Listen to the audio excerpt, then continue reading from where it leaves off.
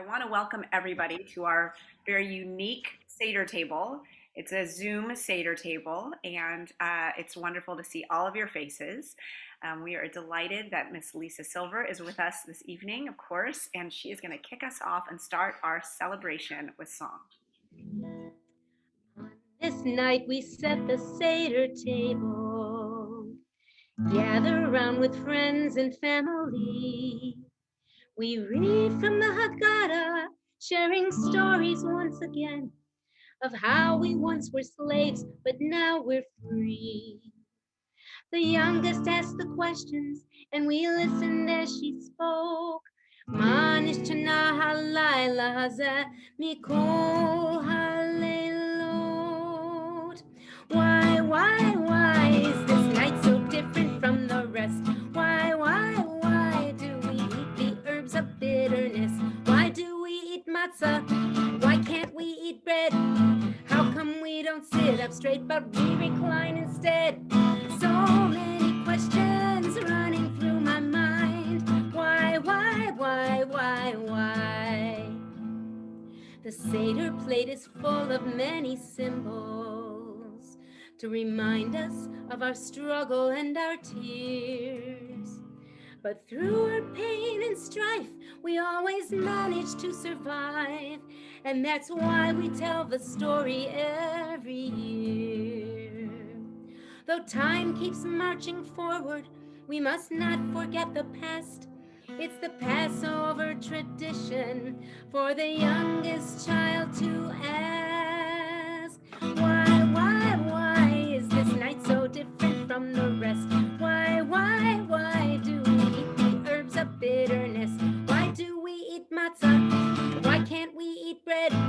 How come we don't sit up straight but we recline instead? So many questions running through my mind. Why? So many questions running through my mind. Why?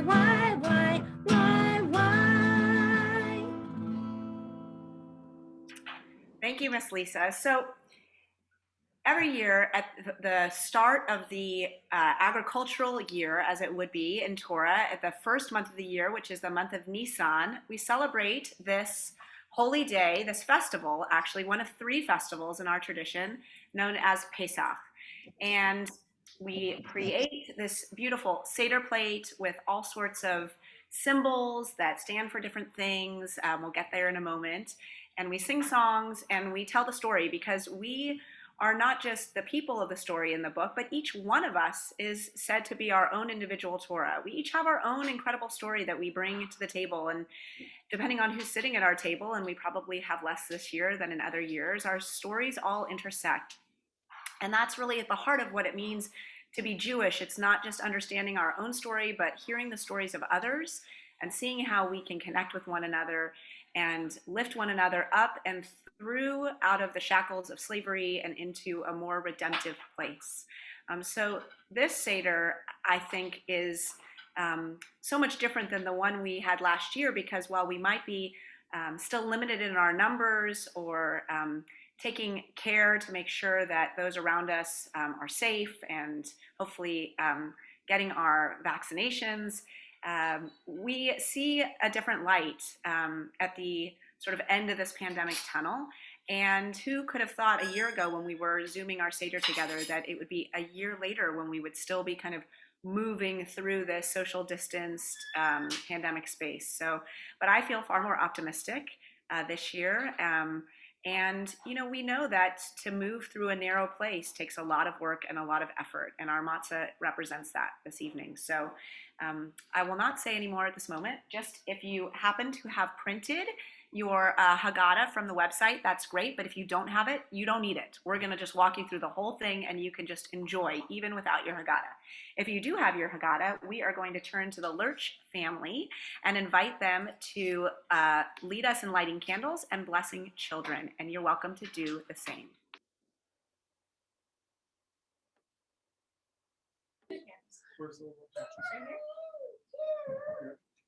Hi, everybody. Here you go, Mama. Here you go, Mommy. Baruch atah Adonai, Eloheinu melech haolam, asher kitshanu b'mitzvotav, v'tzivanu lahadlit ner shel yom tov.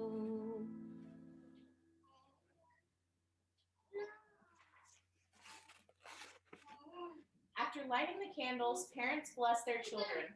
The Torah recounts how Jacob blesses his grandchildren who are growing up in Egypt. While they were living there, Jacob's family got so big that it became a whole nation. That is how the Passover story begins. The children at this Seder are growing too, as you can see. One day they will be grown up and may lead their own Seders. This is a prayer that my dad always blessed us with every Shabbat, and I'm excited to say it this year for Passover. Yevarechecha Adonai v'yishmerecha, Ya'ir Adonai pnecha, lecha v'yanecha, Yisi Adonai panev anecha, v'yasim lecha shalom. May God bless you and keep you safe. May God's light shine on you and grace your life. May God turn toward you and give you a word of peace. Amen. And Celia and Aaron, may God bless you with more than just that one bottle of wine I see on the table. Oh, there's 3 more back here, don't worry. Okay, great. Excellent. Thank you for leading us in those blessings. All right, so we're going to continue now by asking Frances if she will tell us about Miriam's cup.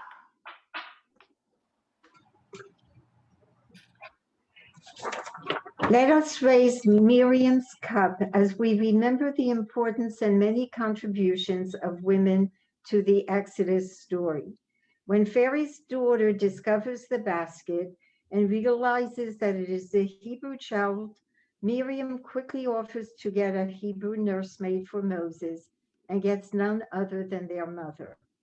Along with her brothers, Moses and Aaron, Miriam is one of the 3 figures who lead the Israelites out of Egypt. Her presence at key moments of the Torah's narrative testifies to her prominence. When the Israelites have crossed the Sea of Reeds, Miriam, now known as a prophet, takes a timbrel and with the other women dances and plays while singing the same hymn that Moses had just sung. Miriam provides space for the women to have their moment of celebration. Miriam's cup is filled with water as a symbol of Miriam's well, a source of water that sustained the children of Israel. According to legend, this miraculous well of healing water was provided because of Miriam's merit and followed the Israelites for 40 years until Miriam's death when it disappeared. May the waters in Miriam's cup be a source of strength to all of us on our own journeys. Thank you, Frances. That was beautiful. So if you have an extra cup on your table, you would fill it with water in honor of Miriam and the wells that she created and the water she sustained that was nurturing for our people throughout their journey in the desert. And we continue now with the order of the Seder. Miss Lisa. This is the order of the Seder set to a Babylonian tune. Kadesh urchatz, karpas yachatz, magid rochsa, motzi matzah, maror korech, shulchan orech, tzafun barech, halel nirtzah.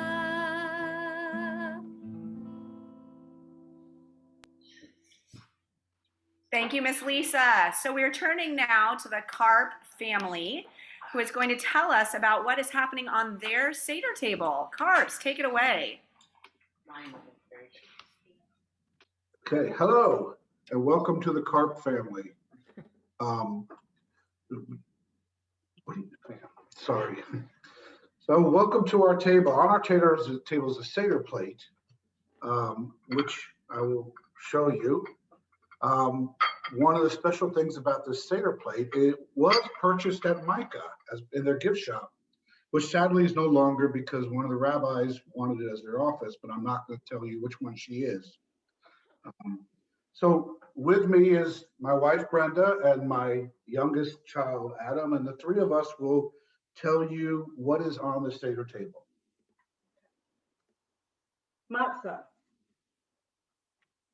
3 matzah remind us that there are 3 kinds of people: those who are not yet free, those who don't care about freedom of others, and those who are free and help others to become free. We also have charoset, a mixture of nuts, apples, and wine, reminds us of the clay our ancestors used to make bricks for the Pharaoh in Egypt. Bitter herbs such as horseradish root, remind us of the bitterness of slavery in Egypt. Zeroa, or shank bone, a roasted shank bone reminds us that during the 10th plague, God passed over the homes of the Israelites. Now, very appropriately, carpus, because carpaz is carpiz. Parsley reminds us of spring when new life gives us feelings of hope. Then we have our roasted egg. The egg symbolizes both the festival, sacrifice, and the hope for a fresh start in life.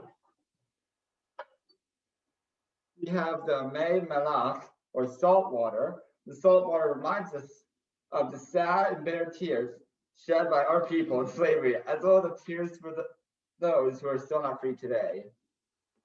And finally, we have Kos Eliyahu, or Elijah the prophet. We set aside a special cup filled with wine for the prophet Elijah, who will visit us during the Seder.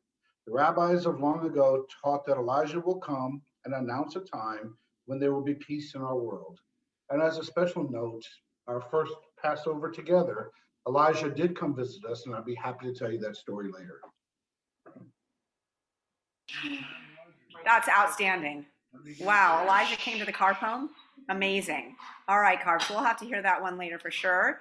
I also think that, that first Passover, you might have had more than 4 cups of wine and thus thought you saw Elijah.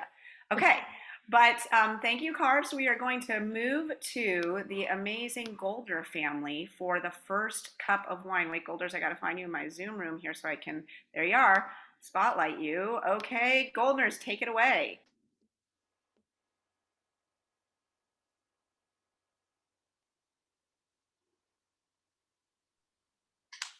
Hi, happy Passover. This is our Hello, everybody. family Seder plate that Grandma painted, so we're using that. And we're ready for the first cup of wine.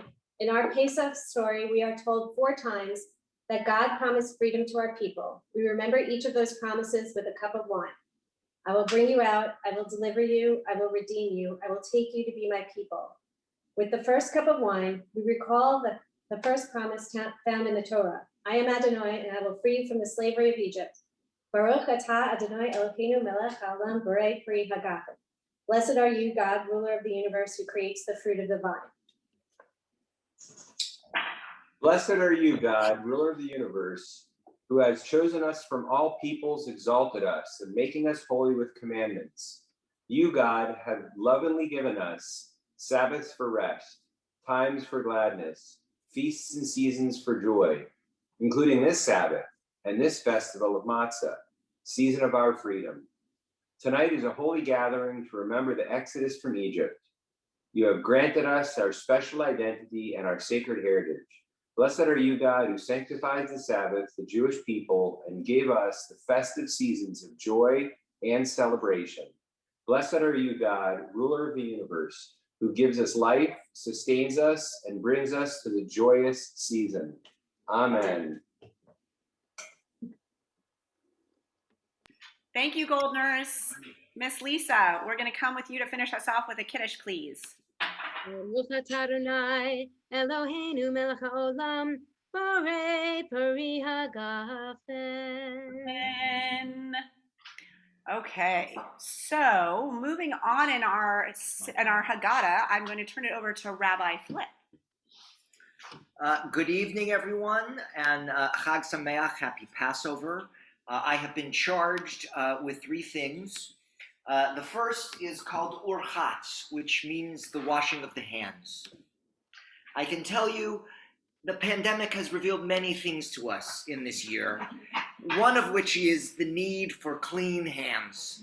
So before we continue in the meal, I'm going to use a little of my sanitizer. I'm going to give Miss Laurie Rabbi Laurie a little sanitizer, and I'm going to pass amongst our crowd, making sure we are in fact both ritually and physically clean to continue. One of the other things that the pandemic has revealed to us is a lot of pain and a lot of grief and what we call tears. Tears expressed by the salt water we dip our karpas into. So can I have some karpas and some salt water?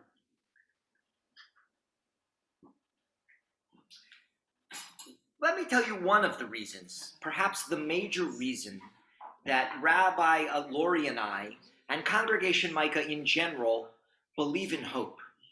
There's a lot of hard things in the world. We've experienced a lot of hard things in the world, especially this year. We relate to the narrowness of what it's like to be in Egypt, and we are looking to the promised land, a time when we can break free.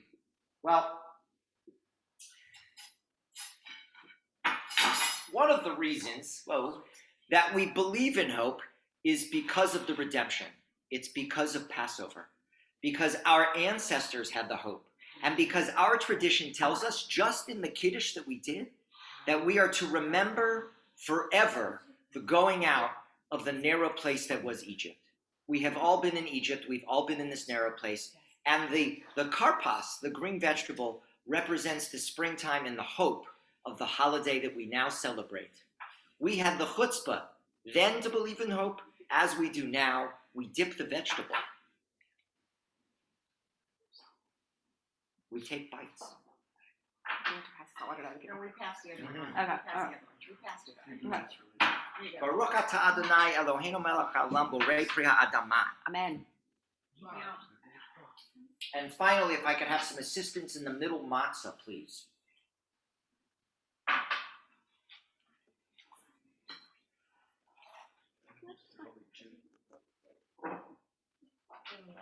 Really shy.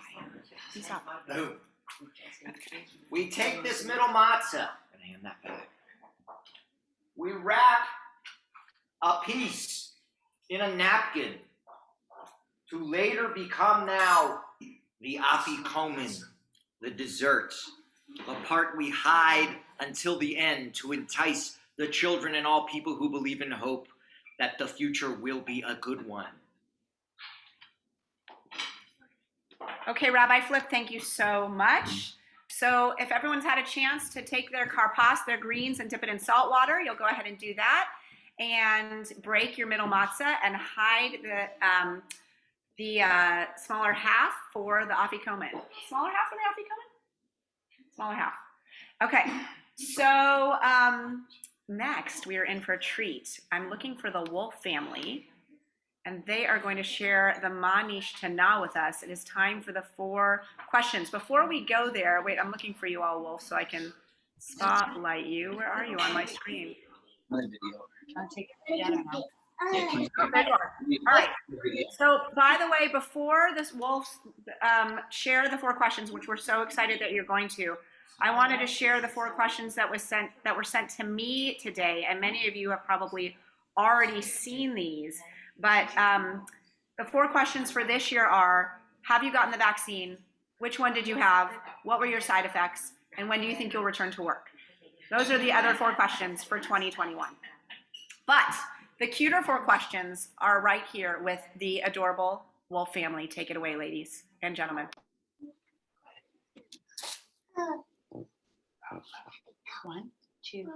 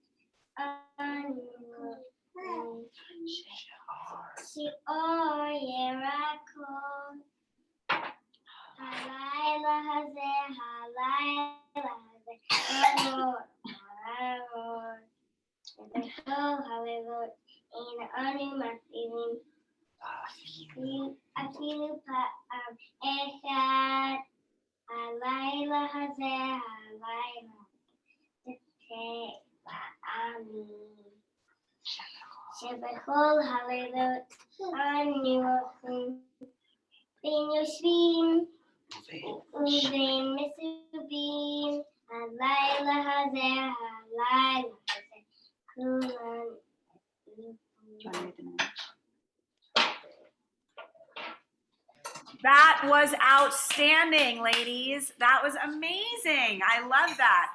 So let me ask you a question. Where do you go to Sunday school? Congregation Micah, right?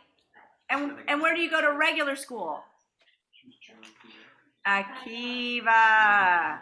Yay to both. Good job, ladies. Okay, that was amazing. Miss Lisa is it's gonna be hard to top that, but she's gonna sing a song also, and she'll try and be as cute and as amazing as you. No chance, no chance.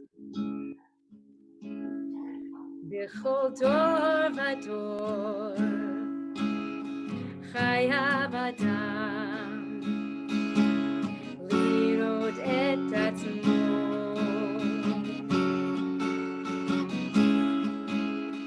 ki'ilu yatsa miMitzrayim.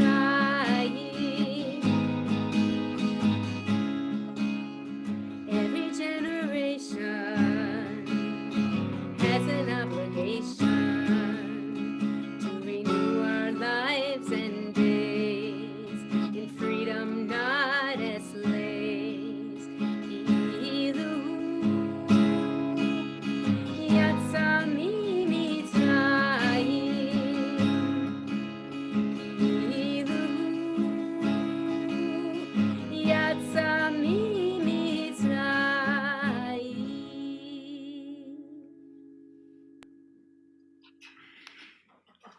Well, now that the Wolf women have asked us very important 4 questions, we need to answer those questions. And when I need to know something in this congregation, in this community, I turn to Avi and Joey Poster.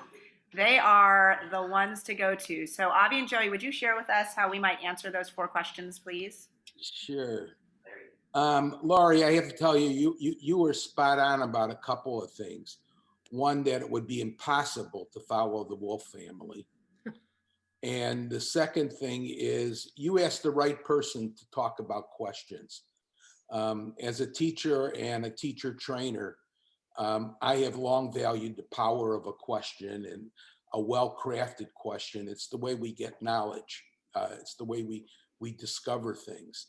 And I've always used the question. In fact, in my social circle, I'm called Mr. Question, because that's the best way to find out things about other people and learn gossip and just get new knowledge.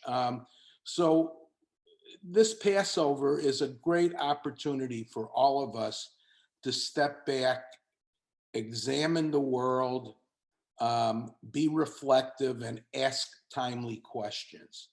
And we begin the Magid with telling the story of Exodus with the most 4 thoughtful, fundamental questions about a Seder.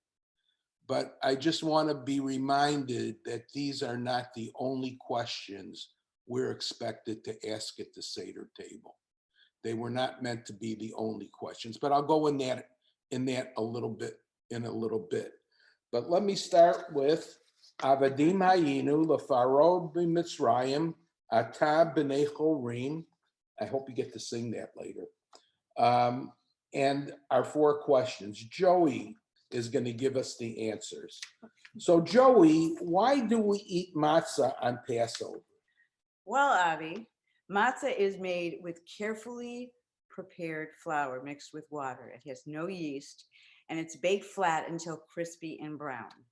Eating matzah reminds us that when our people were escaping to freedom, they did not have time to let the bread rise prior to baking. That was a really good answer, Joey. Now, why do we eat maror at the Seder table? Maror is a bitter herb. It's on our Seder plate. And maror reminds us that the Egyptians made the lives of our ancestors very bitter when they were slaves. Each year at the Seder table, we imagine ourselves leaving Egypt. You 100% so far, Joey. Why do we dip foods twice? Abby, you ask really good questions, you know. We dip greens in salt water to remind us of the tears that our people cried. We mix the maror into the charoset to remind us that Jewish slaves worked very hard in Egypt.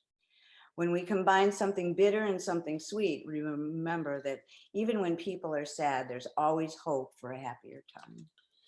And Joey, your bonus question, why do we lean in our chairs at the Seder table? And the answer is, long ago, free people could lean on a pillow during meals to relax and be comfortable while slaves served them food. We lean on a pillow to remind us that once we were slaves, but now we are free. Very good, Joey. Top of the class. As I mentioned earlier, questions are the cornerstone for learning and the guidepost that we need to search for answers. And questions don't always have this one right answer. They could have many answers. So as far as I'm concerned, I choose to believe that we eat matzah to remind us that just like there was an urgency for the Israelis to make dough rise, there is an absolute urgency today for us to make ours a more just world. And I choose to answer the question about maror because I think of the intenseness, the bitterness of maror as a reminder of the struggles that we have in our lives, or the struggles that others have in their lives that we wish they didn't have to experience. And I believe that we dip twice to remind ourselves of the abundant lives we have that we often take for granted, that we wish other people could share. And I think of leaning at the table, at the Pesach table, as being a chance for us to rest up to do the justice work we have to do tomorrow.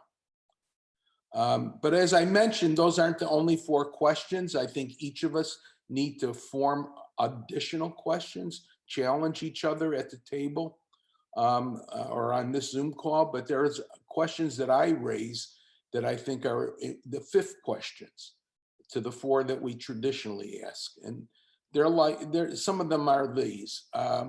Why in this night, while we enjoy the freedom gained from our exodus, are so many people around us still enslaved?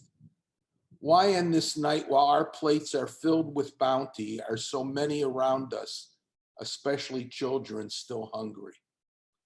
Why in this night, while we can go home to sleep in the comfort of a relatively luxurious home, or we're already in those homes, are so many around us without access to affordable housing or even any shelter at all?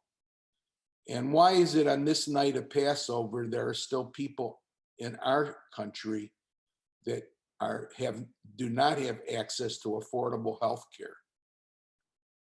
And why, and I think this is a key question for me, after we as a people successfully found asylum from oppression, were able to emigrate to the land of Israel, found safety in the diaspora, can we not do more to welcome and comfort the stranger? And why on this night, after years of fighting in the trenches of civil rights, does systemic racism continue to exist? As we tell the story of the Exodus, may we continue to ask the 4 questions and others that we think important. Paraphrasing Martin Luther King, while we may have escaped bondage in Egypt, we are still traveling a long, long way to find freedom. Only by asking questions, looking for answers to the most pressing questions of our day, will be able to find the promised land. Thank you so much, Avi and Joey. I had no doubt that that would be a meaningful exercise in answering those questions with you at the helm. So thank you for sharing with us. So, excuse me. In our Haggadah, the next part of our story is a story about the 4 children. In a traditional Haggadah, it's the 4 sons. There are all sorts of recreations and feminist versions on the 4 daughters. We studied that with our women's circle yesterday. But I want to remind you who the 4 children are. And the question I want to ask you is, if there were to be a 5th child, who would that 5th child be? And which one are you at this time? The first of the children is the wise child. The wise child wants to know everything. Like Avi and Joey said, they want to ask all the questions. They're proud to be Jewish. They're interested in our story and everything that's important to Jews. And we respond to the wise child by just telling them everything about Passover. And then there's the wicked or the rebellious child. I'm not sure they're so wicked or rebellious. They just are acting exactly like a teenager is supposed to act and saying, well, the Seder has nothing to do with me. What does it have to do with, what does the Seder mean to you? As though this has nothing to do with them. Probably with the wicked or rebellious child, we just need to be patient and loving and kind, and to remind them that the Seder is important for all of us. It will be important for them one day too. The simple child just doesn't really understand what all the fuss is about. And there's a lot of fuss when it comes to a Passover Seder. For the simple child, we might just remind them that, learning about our people and observing Seder, that's how we come to love Passover. By doing things, we come to understand them and to love them and make them a part of us. And then finally, there's a child who doesn't even know to ask a question. And with that child, it's just about being patient and starting from the beginning and showing them the way. Every single one of these children is approached with kindness and with love and tenderness. So be thinking about who that 5th child might be for you. You can even use your chat if you'd like to and put in the chat, who's the 5th child? And or which one of these children are you at this time, at this Seder? For some people, every one of these children is who they are in some way, but maybe there's just one. Okay, Pam, I appreciate it. The anxious child. That would be a 5th child to add. The anxious child, I like it. Feel free to put in your chat if you have other children you want to add. And while you're thinking about your other child, we'd like to turn it over to the Gervich family. The silly child. I love that, Kelly. That's great. The silly child who knows how to bring levity. Outstanding. Hi, Lily. We have that child.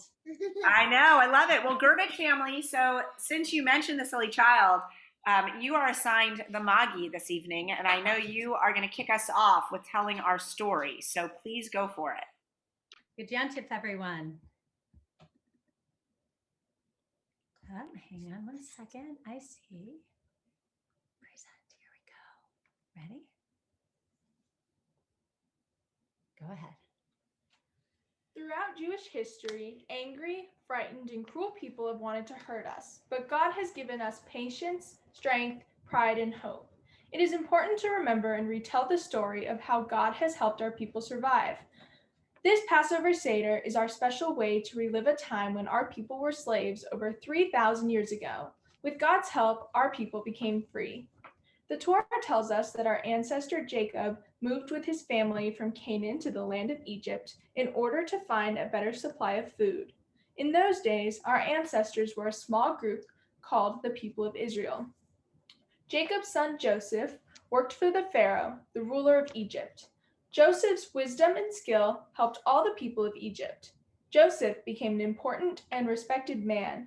It was the best of times, and the people of Israel grew in number and were happy. Years passed. A new Pharaoh who did not know about Joseph's good deeds came to power. He was afraid of the large number of people of Israel in his country and was afraid they would turn against him. The new Pharaoh ordered that the people of Israel became slaves. They were forced to work day and night to make bricks and build cities. It was a terrible time. God heard the cries and prayers of the people of Israel and remembered a covenant with Abraham. God called Moses to appear before Pharaoh and demand that the people of Israel be freed. Let my people go!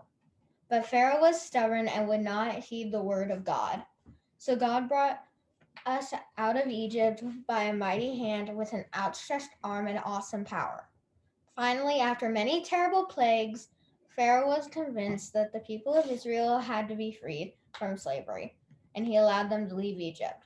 But soon after they left, Pharaoh changed his mind. The Egyptian armies were behind the people of Israel, and a great sea was in front of them. But with God's help, the sea parted, and our people passed through to dry land, through on dry land to freedom. That was outstanding.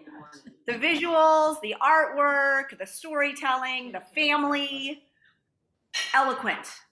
Cinematography was outstanding. Good job, Burbage family. Thank you for the opportunity. Good Yontif, everyone. All right, so here's the deal, guys. We want to take a little bit more time with our Magid, and we are going to ask you just a couple of questions. They're going in the chat. So hang in there. Let's see. Here we go. Putting them in the chat. All right. So there are your questions in the chat. And now we're going into just a few breakout rooms. Just a few. And we're just going to take about 5 minutes in those rooms. And we're going to answer these questions. Here we go. Don't forget to introduce yourselves.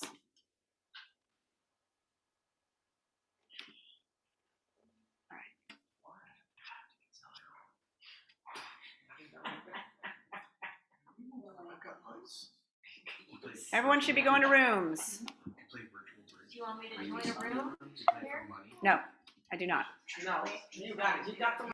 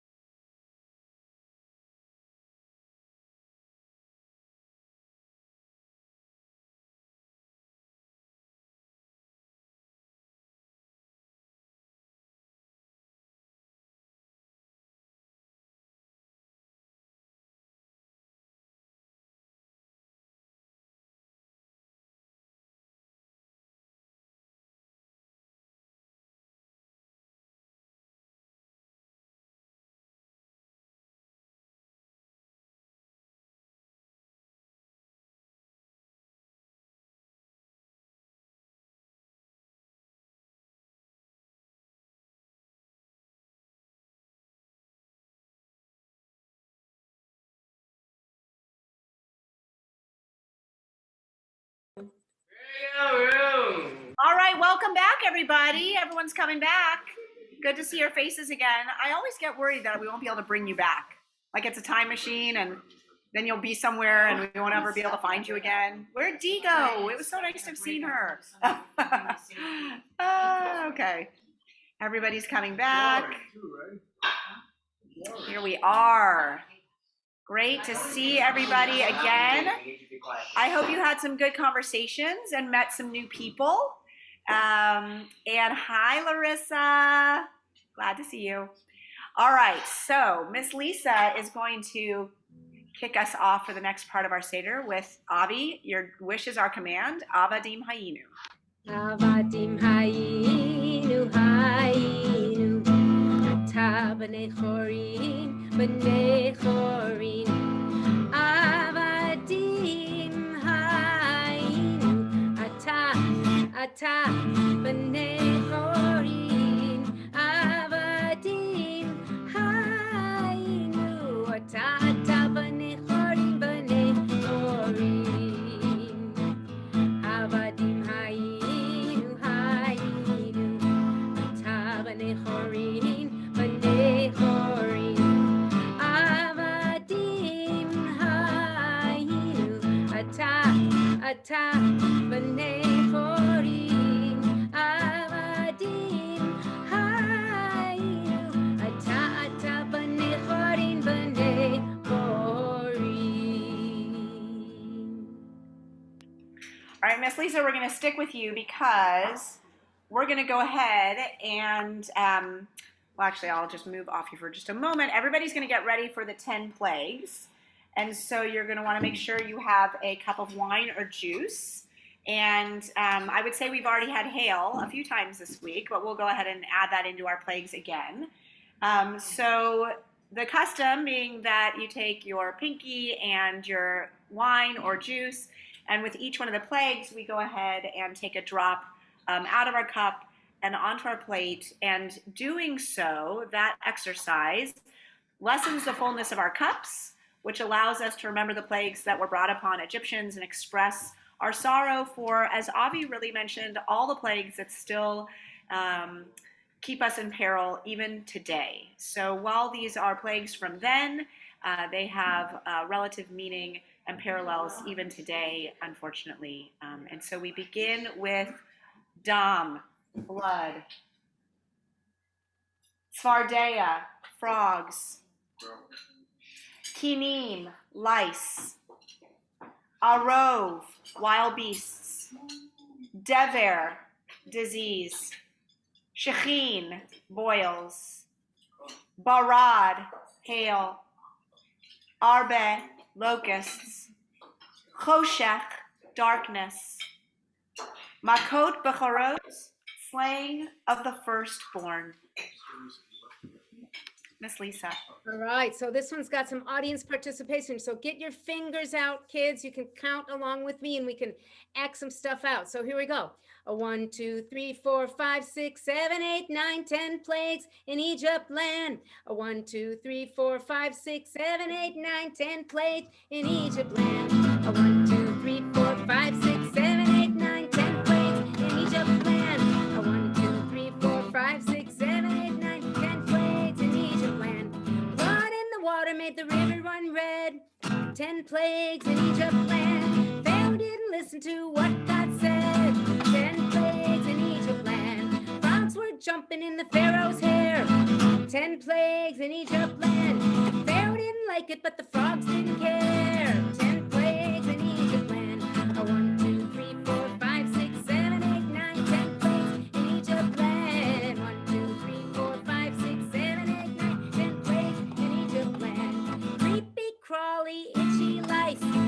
10 plagues in Egypt land.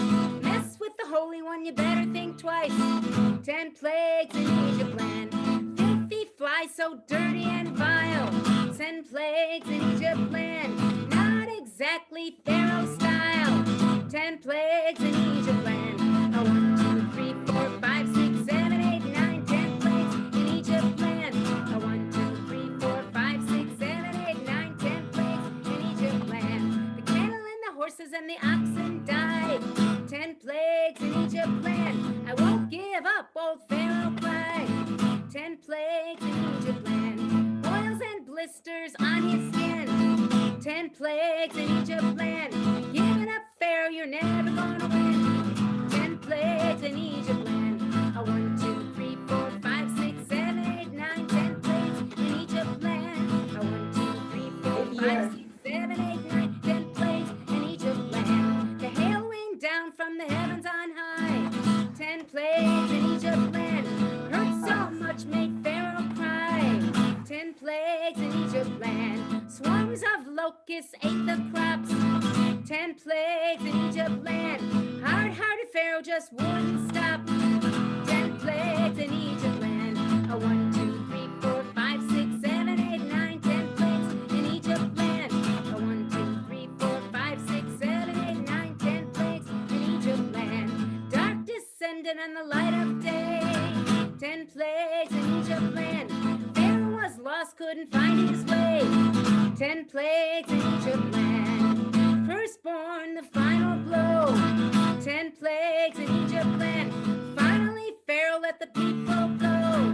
10 plagues in Egypt, one more time. A 1, 2, 3, 4, 5, 6, 7, 8, 9, 10 plagues in Egypt land. A 1, 2, 3, 4, 5, 6, 7, 8, 9, 10 plagues in Egypt land. A 1, 2, 3, 4, 5, 6, 7, 8, 9, 10 plagues in Egypt land. A 1, 2, 3, 4, 5, 6, 7, 8, 9, 10 plagues in Egypt land.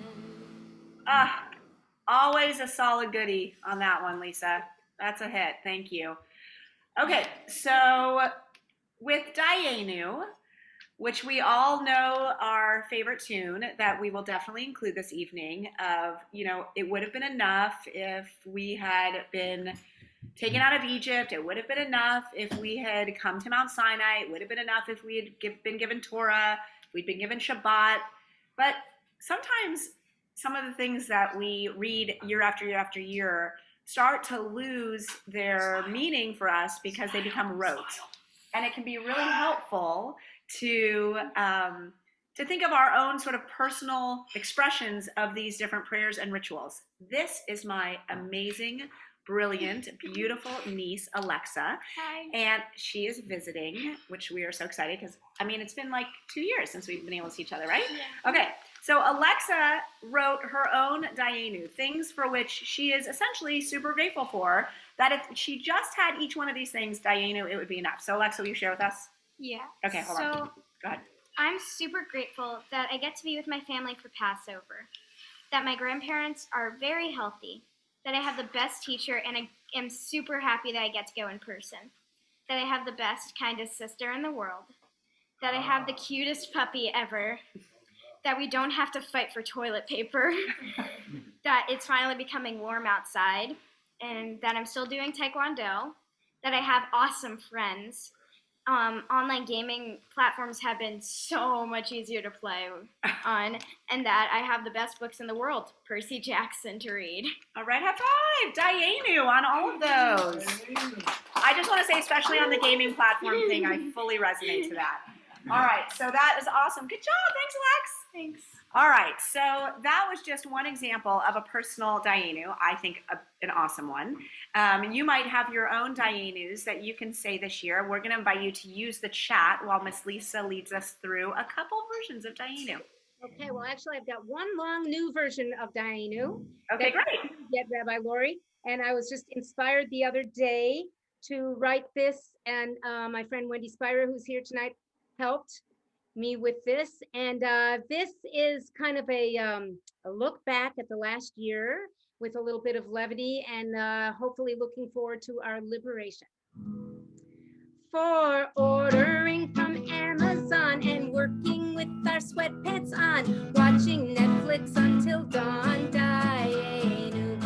For remote meetings from our houses, dealing with our nutty spouses, and the pounds we've gained, not ounces, Dayenu. Dayenu. Dayenu. Dayenu. Dayenu. Dayenu. Dayenu. Dayenu. For here that feels so convoluted, and our hair that's so uprooted. Dayenu. For all the new pandemic puppies, kittens, guinea pigs, and guppies, mornings when we've got the grumpies. Dayenu. For Monday, Tuesday, Wednesday, Wednesday, Wednesday, Wednesday, Wednesday, Wednesday, and the days that never end. Stay Dayenu. Die, Dayenu. Die, Dayenu. Die, Dayenu. Dayenu, Dayenu, Dayenu. Die, Dayenu. Die, Dayenu. Die, Dayenu. Dayenu, Dayenu. For Instacart and driving through, masks and sanitizer too. Don't forget our Starbucks brew. Dayenu. For online communication, and finally the elation of our COVID vaccinations. Dayenu. Die, Dayenu. Die, Dayenu. Die, Dayenu. Dayenu, Dayenu, Dayenu. Die, Dayenu. Die, Dayenu. Die, Dayenu. Dayenu, Dayenu.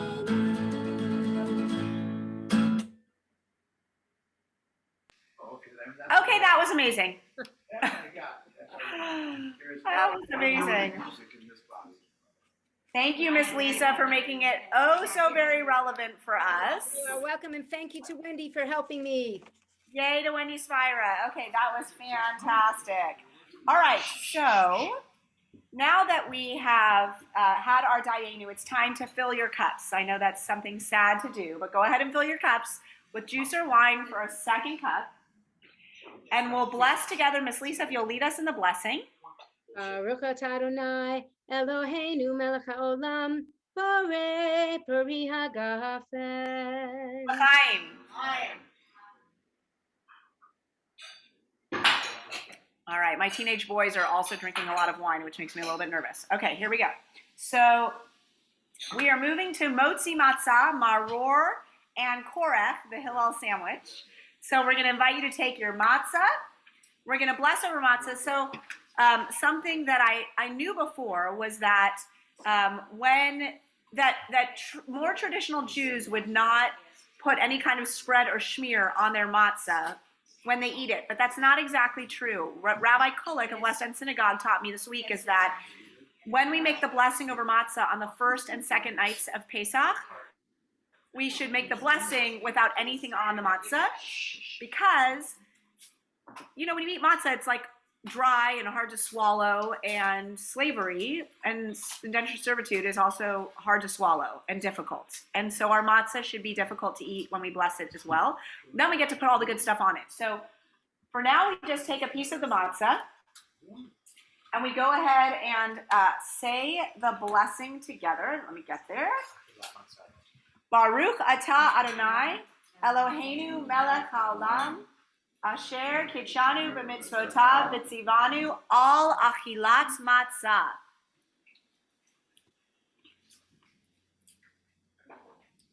And then we say Baruch atah Adonai Eloheinu melech haolam hamotzi lechem min haaretz, because this is also lechem, and it is dry and it is hard to chew. Okay. Now, you want to take the maror, which is the haroset, on your table. Guys, haroset, maror. And we'll say the blessing. Baruch atah Adonai, Eloheinu melech haolam, asher kitshanu b'mitzvotav v'tzivanu al achilat maror. All right, wait. Okay.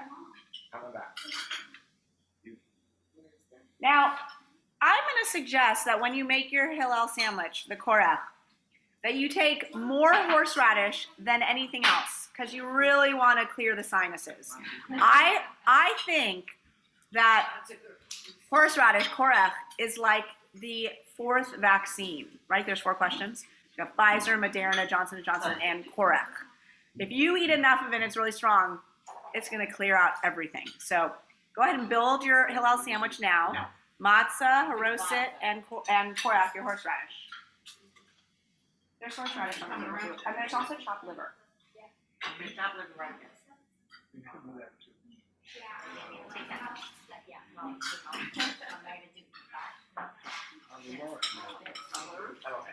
horseradish is coming?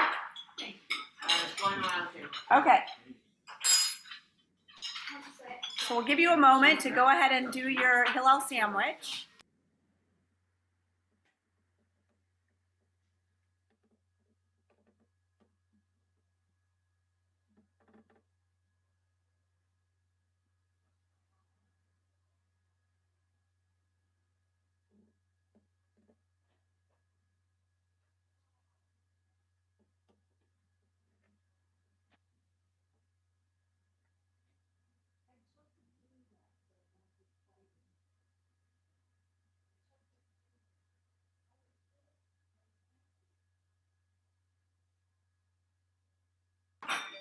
All right, we had the white horseradish here at our house, and it's not that spicy.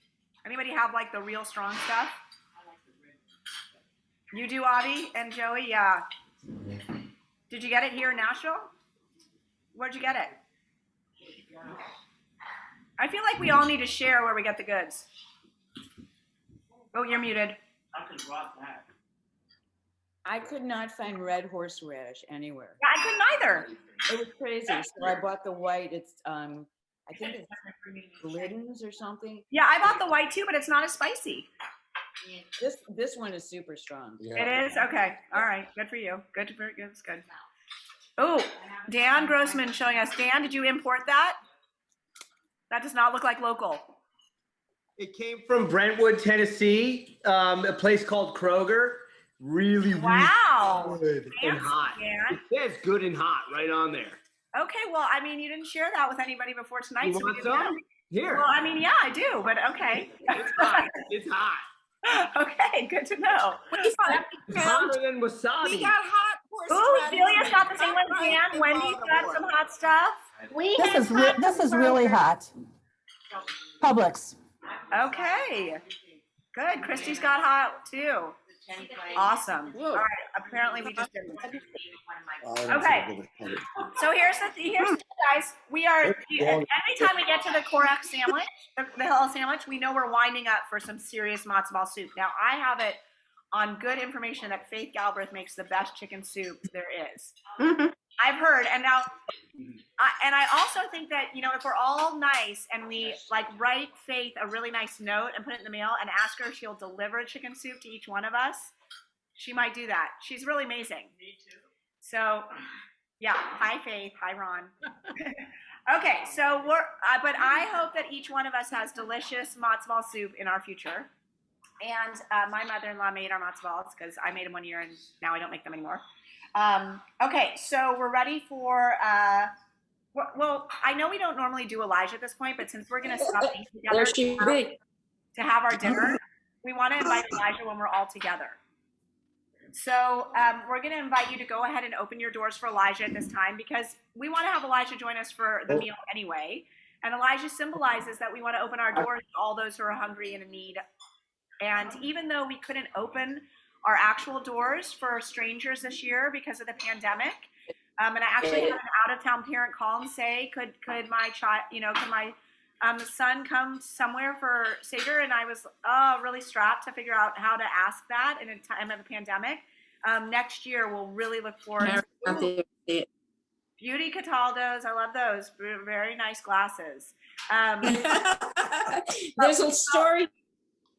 Okay, we'll look forward to that story. But so we're going to look forward to inviting strangers back into our homes next year at Seder. And for now, open the door, please, for Elijah. And we're going to ask Miss Lisa to, well, the Wolf family was visited by Amazon. Very exciting. Okay, Miss Lisa, please lead us.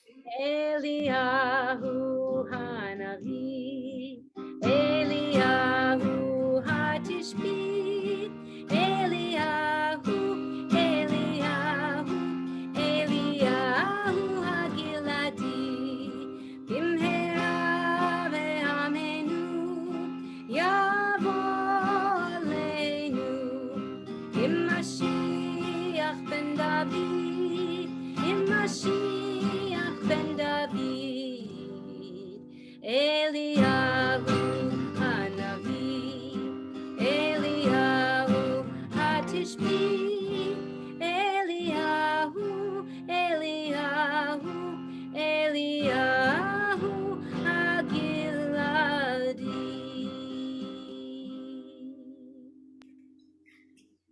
Okay, so we invite you to keep your doors open post-rain. It's quite lovely out.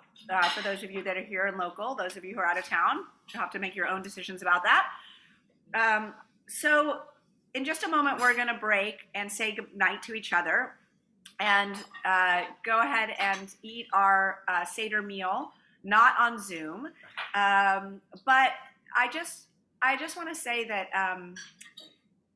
this has been quite an extraordinary time, and none of us expected we would celebrate 2 Passovers this way. But I think the silver lining is, man, are we lucky to have this incredible community. And I, for one, and I know I speak for Celia and Lisa from our staff here on this Zoom tonight, and Dan, our president, that we feel incredibly grateful to be in community with all of you. We thank you for being with us over the last 12 plus months and for doing that virtually. It will be incredible to hug each and every one of you. And while we say next year in Jerusalem, I'll say sometime in 2021 together in our congregation Micah sanctuary. That will be a joyous, tear-wrenching experience that we really look forward to. So in lieu of a song about next year or this year in our sanctuary, we'll end with next year, L'Shana Haba'a B'Yerushalayim in Jerusalem, because who knows, maybe this year we'll end up in our sanctuary and on a trip to Israel together. Wouldn't that be great? So thanks, everybody. Hag Sameach, may it be a new Jewish year filled with health and goodness and prosperity and joy for all of us. Miss Lisa. Hag Sameach, everybody. Thank you. Thank you, guys. Thank you. Y'all, it was great. Go ahead and sing us out. Wonderful. Love being with ya. Thank you.